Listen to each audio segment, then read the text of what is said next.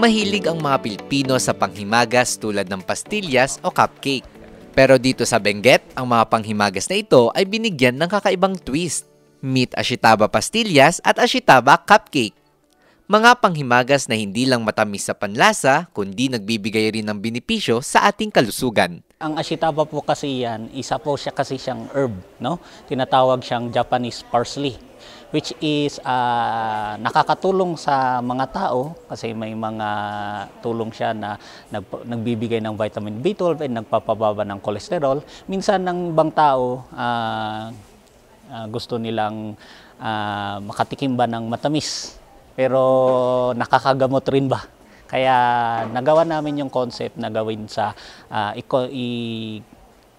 isama ang ashitaba sa mga pastillas and then cupcakes. Kaya po nagawa namin siya.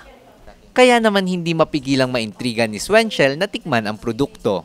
Kasi from what I heard sa mother ko or even sa lola ko, kasi this ashitaba leaves, parang good siya for sakit ng tiyan or madami siyang medicinal benefits. And ang ganda lang na pwede pala siyang gawing pastillas. So, ayun, explorative side of myself, I tried buying it. Isa lamang ito sa mga produktong tampok sa Pistang Pinoy Trade Fair sa pagdiriwang ng Tourism Week sa Benguet. Tampok dito ang mga produkto ng mga MSMEs sa iba't ibang bayan sa probinsya.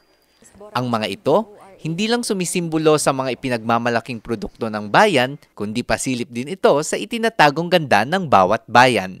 Maliban sa trade fair, mayroon ding 2-day tourism conference na tumatalakay sa pagpapaunlad ng turismo sa probinsya. Lumahok dito ang mga tourism frontliners, officials at stakeholders na nagbahagi ng ideya at strategiya para mas mapalakas ang industriya ng turismo ng Benguet. Isa na rito si Lynn na isang tour guide sa bayan ng Kabayan. So, nanggaling pa kami ng Kabayan to attend the conference. So, laking pasasalamat po namin kasi meron itong mga conference na to. Kasi yung mga nililecture po namin, hindi po namin laking tulong po na magagamit namin sa trabaho namin as tour guide.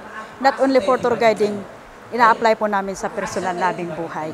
Kasabay nito, binigyang diin din ng Provincial Tourism Office ang papel ng mga taong nasa likod ng tagumpay ng turismo.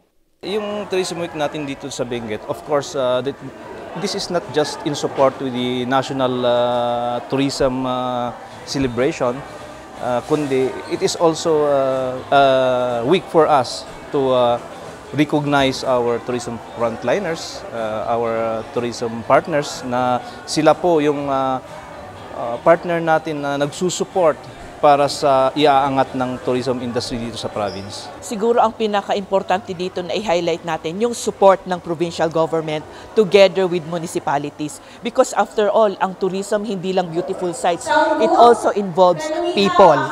So one way of promotion is empowering the people right here in the province of Benguet.